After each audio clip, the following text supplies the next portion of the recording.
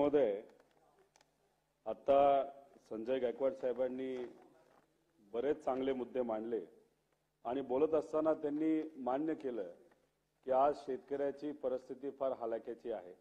सरकारच्या योजना त्यांच्यापर्यंत पोहोचत नाही. मी तुमचं अभिनंदन करतो की सामान्य लोकांच्या वतीने तुम्ही बोलला. तुमचं सरकार असताना सुद्धा त्याच्याच बरोबर तुम्ही तलाठी भरती, त्याच्यात झालेला भ्रष्टाचार याच्याबद्दल पण बोलला. त्यासाठी सुद्धा खरं तर अभिनंदन करतो.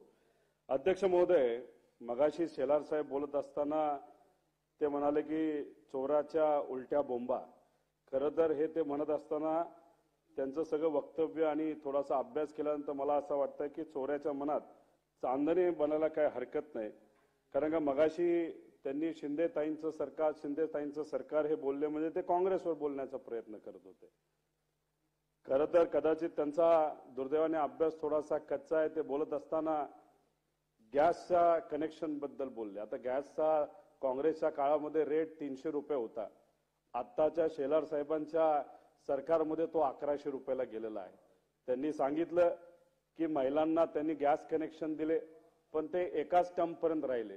एकदा तो सिलेंडर संपला तर नंतर कोणाचं धाडस नाही झालं नवीन सिलेंडर घेण्याचं. अध्यक्ष महोदय, 46,000 कोटी रुपये सबसिडी म्हणून गॅसवर काँग्रेस सरकार देत होतं. बीजेपीच्या काळामध्ये फक्त 6,000 कोटी रुपये हे सबसिडीच्या माध्यमातून गरीबाला तिथं दिलं झालं. अध्यक्ष महोदय, डीएपीचा रेट हा काँग्रेसच्या काळामध्ये 250 रुपये पोतं होतं. आता तो 1200 रुपयाला गेलेला. शेतकऱ्याला खूप मोठ्या प्रमाणात भुर्दंड हा सोसावा लागतो. अध्यक्ष महोदय, शेलार साहेबांचं सरकार पहिल्या दिवसापासून म्हणत आहे की शेतकऱ्याचं उत्पन्न आम्ही दुप्पट करू. दुप्पट उत्पन्न तर काही झालंच नाही, पण खर्च नक्की दुप्पट झालेला आपण सर्वांनी तिथं बघितलंय. अध्यक्ष महोदय, पेट्रोल वरचा जो कर होता तो 3 रुपये हा काँग्रेसमध्ये शिंदेताईंच्या सरकारमध्ये होता. आता तो 32 रुपयाला त्यांनी घेऊन नेलेला आहे. काँग्रेसच्या काळामध्ये दर वर्षाला फक्त 90,000 कोटी हे पेट्रोलच्या सेसवर केंद्र सरकार हे गोळा करत होतं. अध्यक्ष महोदय, शेलार साहेबांच्या सरकारमध्ये हा सेस 90,000वरनं आता 4,15,000 कोटी दर वर्षाला गेला. म्हणजे गरीबाच्या खिशातून अधिकचे 3.5 लाख कोटी रुपये शेलार साहेबांच्या सरकारने हे तिथं अतिरिक्त घेतलेले आहे. म्हणजे खर्च हा सामान्य लोकांचा अध्यक्ष महोदय वाढवलेला आहे. अध्यक्ष महोदय, शेलार साहेबांच्या सरकारमध्ये महाराष्ट्र आता 3ऱ्या-4थ्या नंबरला विकासाच्या बाबतीत गेलाय. शिंदेताईंचं म्हणजे काँग्रेसचं सरकार असताना महाराष्ट्र नेहमी 1 नंबर इन्व्हेस्टमेंटच्या बाबतीत या देशामध्ये राहिलेलं सरकार आहे. अध्यक्ष महोदय, स्टार्टअप इकोसिस्टम मध्ये महाराष्ट्र काँग्रेस आणि शिंदेताईंच्या सरकारमध्ये 1 नंबरला नेहमी राहायचं. अध्यक्ष महोदय, आज अशी परिस्थिती आहे, गुजरात, तमिळनाडू आणि इतर राज्य आपल्या पुढे तिथे गेलेले आहेत. अध्यक्ष महोदय, आज जर आपण बघितलं तर तिथं कायदा व सुव्यवस्थेच्या बाबतीत सकारात्मक दृष्टिकोनातून आपलं राज्य नेहमी चांगल्या नंबरला असायचं. आता काय कायदा सुव्यवस्थेच्या बाबतीत उत्तर प्रदेश आणि बिहार आपल्यापेक्षा बरे अशी परिस्थिती आज बोलायची वेळ दुर्दैवाने तिथं आले. अध्यक्ष महोदय, काँग्रेस राष्ट्रवादीच्या काळामध्ये महाराष्ट्रामध्ये असणारे नेते हे महाराष्ट्रातला विकास करायचे. दुर्दैव आज असं आहे की यांचं शेलार साहेबांचं सरकार आल्यापासून महाराष्ट्रातले नेते महाराष्ट्रातला विकास सोडून गुजरातचा विकास तिथे करायला लागलेले आहेत. जो आपल्या हक्काचे इन्व्हेस्टमेंट महाराष्ट्रातले आहेत ते तिथं गुजरातला मोठ्या प्रमाणात गेलेले. अध्यक्ष महोदय, भाषण करणं हे सोपं असतं. नुसतं एखाद दुसरा मुद्दा कुठला तरी घ्यायचा त्याच्यावर बोलणं हे सोपं असतं. त्यांनी मगाशी सांगितलं एका कुठल्या तरी पत्रकारांवर म्हणजे कुलकर्णींवर जी कारवाई झाली होती उद्धव ठाकरे साहेबांचं आणि महाविकास आघाडीचं सरकार असताना. अध्यक्ष महोदय, त्यांनी चुकीची माहिती इथं दिली होती. त्यांनी कुठल्या तरी बिझनेसमनचं नाव घेतलं, ते तसं झालं नव्हतं. त्या पत्रकारांनी अशी बातमी केली होती की आता ट्रेन हे उत्तर प्रदेशला बिहारला जायला आता सुरुवात होते आणि तिथे गर्दी झाली. करोनाच्या काळामध्ये मोदी साहेबांनी सांगितलं होतं की गर्दी करू नका, आणि खोटी बातमी झाल्यानंतर गर्दी झाल्यानंतर कारवाई अध्यक्ष महोदय करावी लागली. त्यामुळे हे शब्द घेऊन आणि नुसतं पूर्वीचे शब्द बोलल्यानंतर लोकांना हाताला काम आणि पोटाला अन्न मिळणार आहे का? पूर्वीच्या सरकारने हे केलं, पूर्वीच्या सरकारने हे केलं. तुम्ही आता सत्तेत तुम्ही काय आता करताय ते सांगा ना. अध्यक्ष महोदय, आज जर आपण बघितलं तर गुजरातमध्ये 26 लाख कोटी रुपयाचे करार हे तिथं गुजरात व्हायब्रंट गुजरात समेत मध्ये झाले. 26 लाख कोटी आणि 40 लाख युवांना तिथं त्या माध्यमातून पुढच्या 3 वर्षामध्ये नोकऱ्या मिळणार आहेत. महाराष्ट्राने काय चुकीचं केलंय?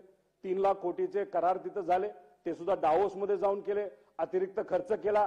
आणि कोणाबरोबर करार केले तर महाराष्ट्रामध्ये आणि मुंबईमध्ये ज्या कंपनीचे ऑफिसेस आहे त्या कंपनी बरोबर तुम्ही डावसला जाऊन खर्च करून तिथं करार करता. आणि मग धूळफेक करताय ना. अरे करायचं असतं तर 6 महिन्या आधी इथं बसून तुम्ही जर करार केला असतं तर काय वाईट झालं असतं. अध्यक्ष महोदय, इथं जे प्रोजेक्ट आपल्या सर्वांच्या महाराष्ट्राच्या हिताचे होते, इथं असणाऱ्या 4-5 लाख युवांना, ग्रॅज्युएट युवांना हाताला काम मिळालं असतं सहजपणे. गुजरातचं इलेक्शन होतं म्हणून गुजरातला तुम्ही ते पाठवले, ते आणण्यासाठी तुम्ही कुठं प्रयत्न करताय. अध्यक्ष महोदय, आज इथं या युवांना हाताला काम आपण सर्वांनी दिलं पाहिजे. जर एखादा प्रोजेक्ट आज आला तर नोकरी देण्यासाठी 3 वर्ष जातात. आणि मग आता जर खर्च नाही झाला तर 3 वर्षानंतर जे युवा आज बिझनेस मार्केटमध्ये, जॉब मार्केटमध्ये येणार आहे, त्यांना हाताला काय अध्यक्ष महोदय कोण काम देणार आहे. आणि आज आपण बघितलं तर दरवर्षी 10 लाख युवा ग्रॅज्युएट होऊन बाहेर निघत आहेत. आणि नोकरी किती लोकांना मिळते तर लाखभर लोकांना सुद्धा मिळत नाही. मग 9 लाख लोकांनी काय करायचं. वडिलाचं समजा एखादी रिक्षा असेल आणि पोरग रिक्षा चालवतं तर आपण म्हणतो त्याला नोकरी मिळाली, असं नसतं अध्यक्ष महोदय. त्याला दुसरं काहीतरी करायचं असतं पण तिथं संधी मिळत नाही म्हणून त्याला रिक्षा चालवावी लागते. अध्यक्ष महोदय, टपरीवर बसून तिथं कुठेतरी काम करावं लागतं. एखाद्या शेतामध्ये मन नसताना सुद्धा तिथं काम करावं लागतं. अध्यक्ष महोदय, याला एम्प्लॉयमेंट म्हणत नाही. सरकार जेव्हा तिथं फेल होतं तर मग अशा पद्धतीने मन नसताना सुद्धा या युवांना तिथं काम करावं लागतं. अध्यक्ष महोदय, खऱ्या अर्थाने आपल्याला पॉवर्टी सायकल ही जर ब्रेक करायची असेल तर युवांना हाताला काम आजच्या तिथं अध्यक्ष महोदय तिथं आपल्या सर्वांना द्यावं लागेल. अध्यक्ष महोदय, कर्नाटकचा एक तिथं असणाऱ्या इंडस्ट्रियल डेव्हलपमेंटचा जो अधिकारी आहे तो तिथं वेगळ्या देशांमध्ये जातो, तिथं चर्चा करतो. तिथं चर्चा केल्यानंतर तिथं तायवानला गेला होता कर्नाटकाचा एक अधिकारी. तिथं जाऊन फक्त तिथं चर्चा केल्यानंतर 150-200 कोटीची इन्व्हेस्टमेंट त्यांनी आली. अहो, इथले आपले लोक तायवानला जातात, 3 दिवसामध्ये 4.5 कोटी रुपये खर्च करतात 3 लोक. अरे तुम्ही विमानाने गेला होता का स्वतःचं विमान घेऊन गेला होता आणि तिथं रोल्स रॉईस मध्ये फिरत होता का. मग अतिरिक्त खर्च करायचं कारण काय. एक साधा करार सुद्धा त्यांनी तिथं केला नाही. मग असं जर आपण काम करत राहिलो तर कधी इन्व्हेस्टमेंट आपल्याकडे येणार. ठीक आहे, कदाचित आपले मंत्री महोदय वेगळ्या गोष्टींमध्ये बिझी असतील, पण हे इन्व्हेस्टमेंट आज नाही आले तर भविष्यामध्ये आपली जी पिढी आहे ती अडचणीत येऊ शकते. अध्यक्ष महोदय, पूर्वीच्या काळामध्ये आपण उत्तर प्रदेशला कुठेतरी असं म्हणायचो एकदम अविकसित राज्य आहे. अध्यक्ष महोदय, आज जर आपण बघितलं तर बँकेकडून करण्यात येणाऱ्या गुंतवणुकीच्या बाबतीत आज अख्ख्या देशामध्ये जेवढं लोन दिलं जातं गुंतवणुकीसाठी त्या 16% त्याचा वाटा हा उत्तर प्रदेशला चाललाय. 2013-14ला तो वाटा 1% होता आणि आपला वाटा 19% होता.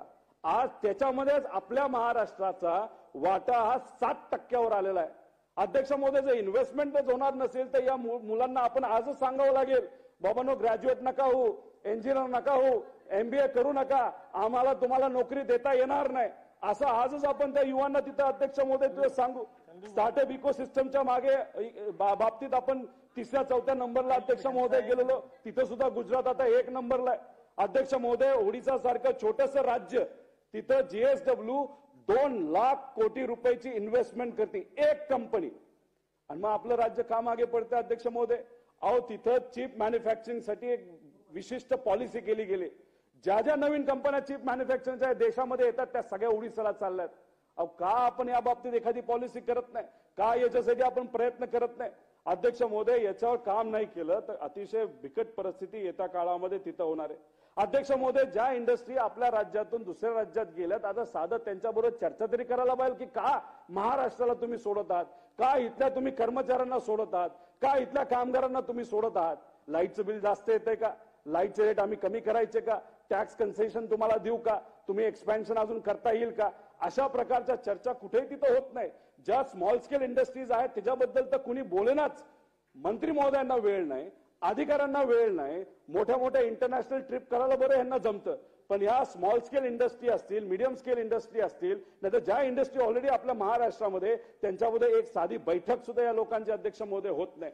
आणि म्हणून मी तुम्हाला सांगतो की याच्यावर या सरकारने कुठं ना कुठेतरी लक्ष हे दिलं पाहिजे. अध्यक्ष महोदय, व्हाईट पेपर काढले जातात, केंद्र सरकार व्हाईट पेपर काढतं, त्याच्यामध्ये इथं महाराष्ट्रामध्ये प्रवेश होऊन जातो. पण ह्याच्यावर तरी व्हाईट पेपर काढा ना. आपल्या कंपन्या या महाराष्ट्रातून का बाहेर चालल्यात याच्यावर थोडासा प्रयत्न करा. कुटुंबान पार्टी फोडणं कदाचित सोपं असू शकतं, पण या महाराष्ट्रामध्ये विकासाच्या बाबतीत आपल्या या महाराष्ट्राला 1 नंबर ठेवणं हे तसं सोपं नाही. जर तुम्ही कामच करणार नसाल तर हे कधीच होणार नाही. अध्यक्ष महोदय, उत्तर प्रदेश जाईल पुढं, त्यानंतर बिहार जाईल पुढं, आणि आपण तसंच गुजरात तर ऑलरेडी आपल्या पुढे तिथं अध्यक्ष महोदय गेलेला आहे.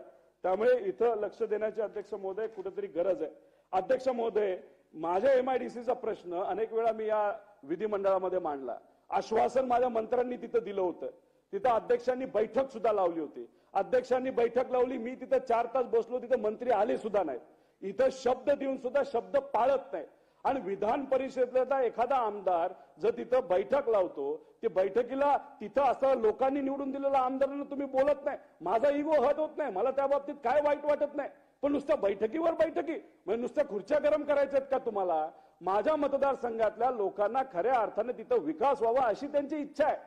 आणि मग MIDC आल्यानंतर आपल्याला हाताला काम मिळेल ही जर इच्छा त्यांची असेल आणि त्याच्या बाबतीत नुसतं राजकारण होत असेल तर मानसिक ताप माझ्या मतदारसंघातल्या लोकांना तिथं होतोय. आणि इथं मुद्दा मांडला की लगेच तिथं बैठक लावतात. आपण बैठक लावून करता काय? जर तुम्ही निर्णय घेणार नसेल तर त्याचा फायदा सामान्य लोकांना कधी होणार? अध्यक्ष महोदय, नुसतं आपण राजकारण जर करत राहिलो ना त्याला कोणाचंही काय भलं होणार नाही. राजकारण नुसतं करणाऱ्या नेत्याचं भलं होतं, सामान्य लोकांचं कधीही भलं होत नाही. त्यामुळे या MIDCच्या बाबतीत अध्यक्ष महोदय एवढा फॉलोअप तिथं मी केलेला आहे, पत्र व्यवहार केलेला आहे, त्याची EPC बैठक सुद्धा तिथं झालेली आहे, त्यांनी परवानगी सुद्धा दिलेली आहे. मग काय अडचण आहे? 90% 95% काम झालं असेल तर साधी तुम्हाला सही करता येत नाही का? मी विरोधात आहे म्हणून आम्ही भूमिका बदलत नसेल, पण माझी भूमिका माझ्या मतदारसंघातल्या लोकांच्या बाजूनी तर सरळ आहे, त्यांच्या बाजूची आहे. आणि तुम्ही म्हणता विकास करायचा, विकास करायचा, करा ना विकास. साधी सही करायला तुम्हाला काय लागतं? सगळं रेडीमेड करून टाकलंय, पण नाही करायचं. अध्यक्ष महोदय, तुम्ही मला शब्द दिला होता 15-20 मिनिटं बोलायचं. अध्यक्ष महोदय, तिथं आम्ही बोलणार आहे. त्यामुळे आम्ही आमच्या लेवलला तिथं फॉलोअप अध्यक्ष महोदय सुरू केलाय. आता जर प्रायव्हेट इन्व्हेस्टमेंट येत नसेल, प्रायव्हेट तिथं लोकांना हाताला काम मिळत नसेल तर मुलांनी काय करायचं? तर स्पर्धा परीक्षेसाठी प्रयत्न करायचा. कुणीतरी पोलीस होण्याचा प्रयत्न करते, गुंडागर्दी त्यांना संपवायची, कोणातरी तहसीलदार बनायचे, कोणातरी तलाठी बनायचे, शेतकऱ्याला मदत व्हावी. अध्यक्ष महोदय, साधी सोपी स्वप्न आहे त्यांची, त्यासाठी कष्ट करतात. आई वडील कमी शिकले असले तरी त्या मुलांना ते शिकवतात. शिकवल्यानंतर पुण्या मुंबई सारख्या ठिकाणी येऊन त्यांना क्लासेसला पैसे देतात. आणि त्यानंतर काय होतं तर पेपर फुटी. अनेक वेळा मुद्दा इथं मांडला, तिथं देवेंद्र फडणवीस साहेबांना सुद्धा हा मुद्दा मांडल्यानंतर आम्हाला उत्तर मिळतं की आजची पिढी सिरियस नाही. 1000 रुपये आम्ही असेच लावतो युवा पिढी तिथं सिरियस होण्यासाठी. अध्यक्ष महोदय, याच्यामध्ये आम्ही अनेक पुरावे अध्यक्ष महोदय तिथं दिलेत. हे सगळे पुरावे ज्याच्यामध्ये FIR केला गेला. FIR तर तुम्ही बघितला तर तिथं सोलापूरला FIR झालेला आहे, सांगलीला FIR झालेला आहे, नगरला FIR झालेला आहे, एका नायब तहसीलदारने FIR केलेला आहे. आणि मी जेव्हा हा मुद्दा इथं मांडला आणि जे काय पेपरमध्ये आलं तिथले युवा जो बोलतोय की एका तलाठीला 20-20 लाख रुपये घेतले अध्यक्ष महोदय, आणि मी फक्त हा मुद्दा मांडला, युवांची बाजू मांडली, तर आम्हाला मंत्री महोदय महसूल काय बोलतात? ह्यांच्यावर कारवाई. अरे कारवाई करायची करा, आम्ही नाही घाबरत, आम्ही लोकांची बाजू घेतच राहणार. आम्ही या बाबतीत कुठेही हलगर्जीपणा करणार नाही. त्यामुळे माझ्यावर कारवाई करून जर ह्याच्यावर SIT लागत असेल, ह्याच्यावर कुठेतरी लक्ष दिलं जात असेल, ह्याच्यावर जर इन्व्हेस्टिगेशन या पेपर फुटीवर होणार असेल तर मी जेलमध्ये पण जायला तयार आहे. पण या बाबतीत SIT झाली पाहिजे. आणि जर एखाद्या मंत्र्यावर उलट बोलून, त्यांच्यावर बोलून SIT सहजपणे जर बसत असेल तर हो, आम्ही म्हणतो या सरकारने या बाबतीत भ्रष्टाचार केलेला आहे. तर नसेल केला तर SIT लावा. मग का तुम्ही पेपर फुटी थांबवू शकत नाही? अध्यक्ष महोदय, या पेपर फुटीच्या बाबतीत तुम्ही बघितलं तर अमरावतीला ARN नावाचं एक सेंटर आहे, त्याच्या तलाठी भरतीच्या वेळेस तिथं पेपर फुटला होता. आम्ही हा मुद्दा मांडला, आम्ही याच्यावर बोललो, पण त्याच्यावर कुणी काय कारवाई केली नाही. जेव्हा तिथं जलसंधारण विभागाची तिथं परत एकदा पेपर घेणार होता अध्यक्ष महोदय, 1000 मुलांनी आम्हाला फोन केले. मला नाही, या सगळ्या आमदारांना फोन केले असेल. काय म्हणले? ह्या सेंटरवर पेपर फुटी झाली, तिथं परीक्षा घेऊ नका, तिथं परत काहीतरी घोळ होईल. अध्यक्ष महोदय, जसं बोललो तसं झालं. तिथं परत पेपर फुटला. अधिकारी कोण होता? तर त्याच विभागाचा प्रशांत नावाचा एक अधिकारी, त्यांनी तिथं पेपर फोडला. अहो, काय या गरीबाली चुकीचं केलं अध्यक्ष महोदय? का पेपर फुटी सातत्याने होते? अध्यक्ष महोदय, याच्यामध्ये काय रॅकेट आहे का? याच्यामध्ये काय 100-200 कोटी कमवण्यासाठी, 1000 कोटी कमवण्यासाठी गरीबाचं जर तुम्ही भविष्य अडचणीत आणणार असाल तर सरकारने कुठेतरी त्या बाबतीत जी कमिटी फॉर्म केली त्या कमिटीचा काहीतरी निर्णय घेऊन डायरेक्ट पेपर फुटीच्या विरोधात कायदा करायला काय हरकत आहे? कोण थांबवतंय? का तुम्हाला पेपर फुटी करायचीच आहे का? त्याच्यामध्ये भ्रष्टाचार करायचाच आहे? पैसा घेतल्याशिवाय नोकरी द्यायचीच नाही असं जर ठरवलं असेल तर तुम्ही सांगा. व्यापमचं जर रेकॉर्ड तोडायचं असेल तर या सरकारने ठरवलं तर तुम्ही करा, पण तुम्ही किती केलं तरी आम्ही युवांची बाजू तिथं मांडणारच. पण आपण अध्यक्ष महोदय याच्यामध्ये न्यूट्रल असता मुलांची बाजू घेऊन कुठली तरी कारवाई करण्यासाठी या सरकारला तिथं अध्यक्ष महोदय सांगा. मुंबई उच्च न्यायालय सहाय्यक परीक्षा, महाराष्ट्र जलसंपदा विभाग, पीएचडी फेलोशिप परीक्षा, सार्वजनिक बांधकाम, तलाठी भरती, ह्या सगळ्या गोष्टीमध्ये अध्यक्ष महोदय तिथं पेपर फुटी झाली. अध्यक्ष महोदय या सगळ्या गोष्टींकडे कुठं लक्ष द्यायची जरूर. अध्यक्ष महोदय एमपीएससी आम्हाला असं वाटतं की ते सगळ्यात न्यूट्रल एक संघटना आहे, संस्था आहे. अध्यक्ष महोदय तिथं सुद्धा कॉन्ट्रॅक्टवर लोक घेतली जातात. अध्यक्ष महोदय आम्ही कॉन्ट्रॅक्ट भरतीच्या विरोधात, आणि एमपीएससी मध्ये 40 लोक कॉन्ट्रॅक्टवर घेतली जातात. म्हणजे आम्ही जो मुद्दा मांडतो, जे युवा तिथं आंदोलन करतात, काही तर आत्महत्या करायचं तिथं म्हणतात, हे काय सरकारला काय त्याच्याबद्दल काही सिरियसनेस नाही का अध्यक्ष महोदय? आणि तुम्ही डायरेक्ट एमपीएससी मध्ये कॉन्ट्रॅक्ट भरती करता. हे कुठेतरी तुम्ही मेसेज देण्याचा प्रयत्न करत आहात की आम्ही युवांच्या बद्दल सिरियस नाही. अहो युवांचे वडील शेतकरी कष्ट करतात, अहो कांदा पिकवतात, अहो कांदा पिकवल्यानंतर आजची कांद्याची काय परिस्थिती आहे अध्यक्ष महोदय? सहजपणे एसी मध्ये बसताना तुम्ही निर्णय घेता.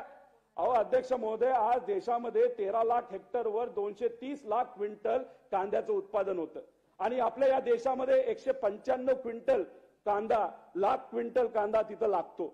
अध्यक्ष महोदय 35 लाख क्विंटल कांदा आज अतिरिक्त आहे. मग काय एक्सपोर्ट थांबवला? काय याच्यावर निर्णय घेत नाही? अध्यक्ष महोदय याच्यामध्ये तर कहर झालाय. गुजरातमध्ये कांदा मार्च मध्यपासून पुढे कांदा शेतकऱ्याकडे यायला सुरुवात होतो, आणि महाराष्ट्रातला तोपर्यंत शेतकऱ्याचा कांदा संपलेला सुद्धा असतो. आता 31 मार्च पर्यंत तुम्ही एक्सपोर्ट थांबवलेला आहे. मग महाराष्ट्राचं नुकसान झालं, अख्ख्या देशाचं 10,000 कोटीचं झालं, ते शेतकऱ्याचं झालं, त्याच्यामध्ये महाराष्ट्राचं 5,000 कोटीचं झालं. आणि मग आता तुम्ही मार्च अखेरीस तिथे एक्सपोर्ट ओपन करणार, म्हणजे गुजरातल्या शेतकऱ्याला फायदा होऊ द्या आणि महाराष्ट्राचं नुकसान होऊ द्या, आणि महाराष्ट्र सरकार या बाबतीत साधा एक शब्द सुद्धा काढत नाही. अध्यक्ष महोदय, आता अध्यक्ष महोदय या शेतकऱ्याने जगायचं नाही का? तुम्ही सुद्धा शेतकऱ्याचे प्रतिनिधित्व करता. अध्यक्ष महोदय ह्या मुद्द्यावर खऱ्या अर्थाने काम करण्याची जरूरत आहे. अध्यक्ष महोदय 19 ऑगस्टला 40% निर्यात शुल्क झाला, 23 वरनं रेट डायरेक्ट 2,000 वर आला. परत 28 ऑगस्टला $800 वर तुम्ही एक्सपोर्टची ड्युटी लावली, 4,800 वरनं रेट डायरेक्ट 3500 वर आला. अध्यक्ष महोदय अशा पद्धतीने जर तिथं शेतकऱ्याचं नुकसान होत असेल तर त्याच्या विरोधात कुणी ना कुणीतरी बोललं पाहिजे.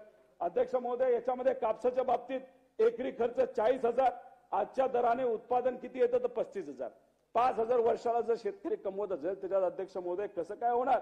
अहो अध्यक्ष महोदय बोंड अळीच्या बाबतीत 5 मिनिटं अध्यक्ष महोदय, एवढ्या 2 तास थांबलोय. बोलू द्या ताई, बोलू द्या. जर तुम्हाला असं वाटत असेल शेतकरी आणि युवांच्या बद्दल बोलणं मी चुकीचं बोलत असेल तर तुम्ही सांगा, आपण रेकॉर्डवर आणू. आम्ही जे बोलतोय तर चुकीचं बोलतोय, तुम्ही सांगा. आम्ही सरकारची बाजू घेत नाही म्हणजे आम्ही चुकीचं, अरे पण आम्ही गरीबाची बाजू घेतोय ते महत्वाचं नाही का अध्यक्ष महोदय? शेलार साहेब बोलले, राजकीय बोलले, मी राजकीय कुठं बोलतोय? मी फक्त वस्तुस्थिती मांडतोय ताई साहेब. बोला.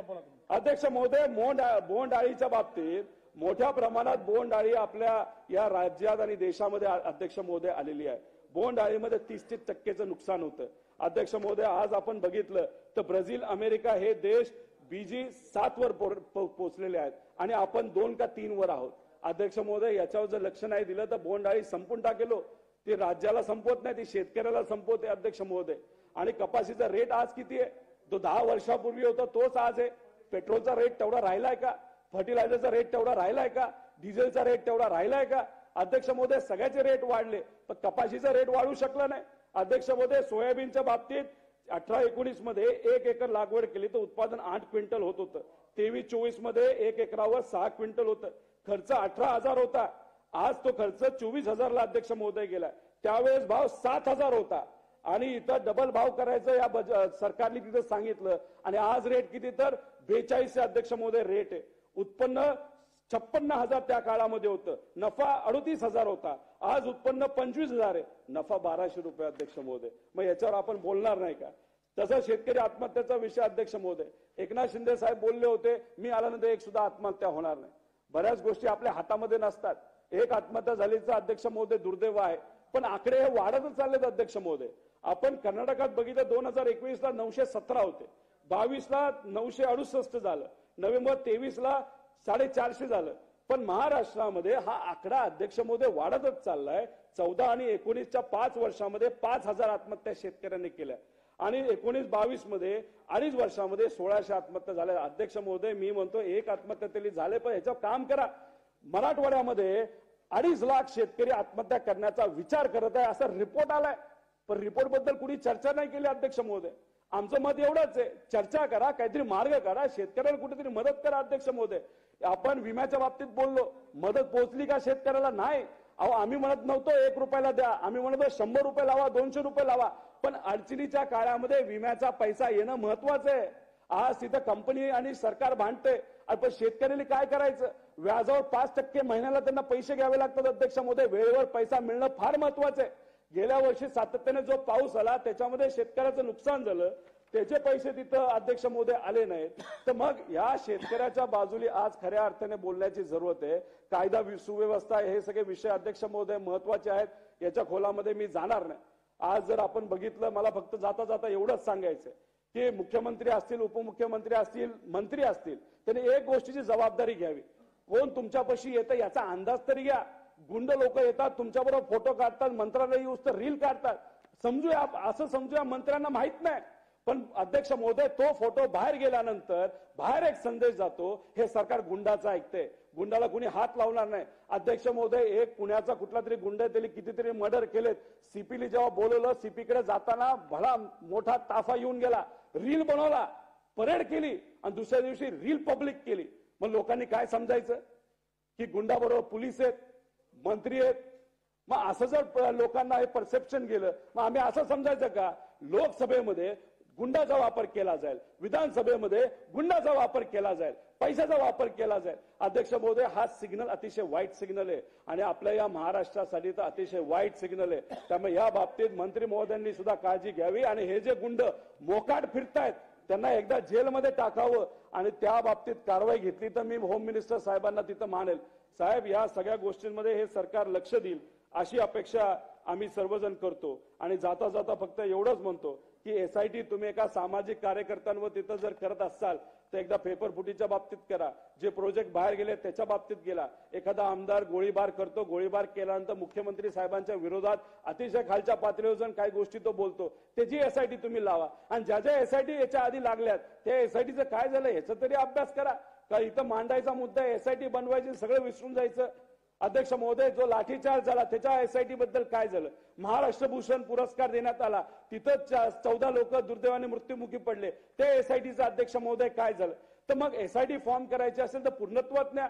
तुम्ही आमच्यावर जर काय तिथं क्लेम करत असाल तर आमचं म्हणजे एसआयटी कशाला? ज्युडिशियल एन्क्वायरी करा अध्यक्ष महोदय. पण असं फक्त राजकीय दृष्टिकोनातून एसआयटी फॉर्म करण्यापेक्षा खऱ्या अर्थाने सामान्य लोकांसाठी एसआयटी फॉर्म करून त्याच्यावर मार्ग निघावा अशीच विनंती या ठिकाणी अध्यक्ष महोदय करतो आणि थांबतो. जय हिंद, जय महाराष्ट्र.